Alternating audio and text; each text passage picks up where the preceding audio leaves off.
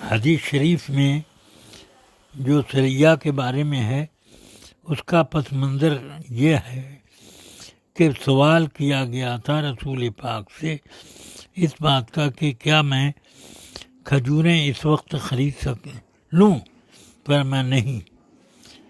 جب ثریا طلوع ہوتا ہے تو اس وقت آفتیں دور ہو جاتی ہیں اور اس وقت تم خریدنا. اس کا معنی یہ ہوا کہ پھلوں پر یعنی کھجور کے پھلوں پر جب تک وہ پکتے نہیں ہیں خدشہ رہتا ہے کہ وہ خراب نہ ہو جائیں یا اس میں کوئی کیڑے وغیرہ پڑنے کا خطرہ نہ رہے. ایسا نہیں ہوتا. اس وجہ سے جب وہ پختہ ہو جائیں، اور پختگی کا وقت وہی ہوتا ہے کہ جب ثریا تارا طلوع ہوتا ہے اور گرمی بالکل شباب پر ہوتی ہے، اس وقت پھل پورا تیار ہو کر پک جاتا ہے.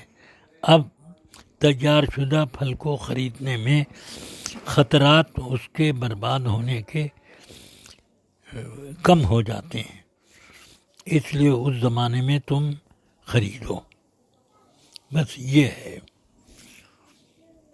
موسم کے تغیر کا اثر اس پر نہیں پڑتا.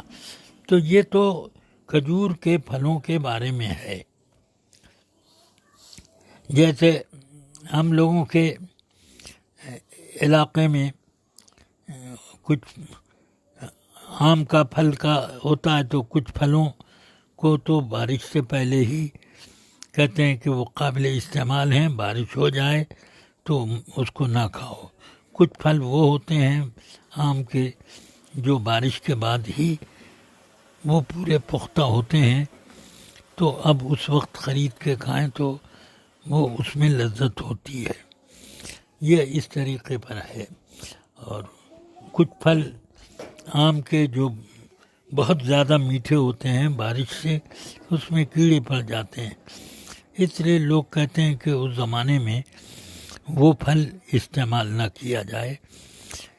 اب یہاں بمبئی وغیرہ کی طرف جو پھل ہوتا ہے الفانسو جس کو کہتے ہیں، یہ کیا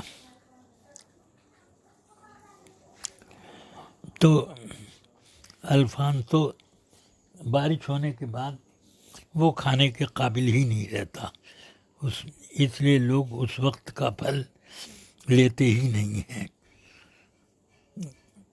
کیونکہ اس میں کیڑے وغیرہ پڑنے کا اندیشہ بہت غالب ہوتا ہے.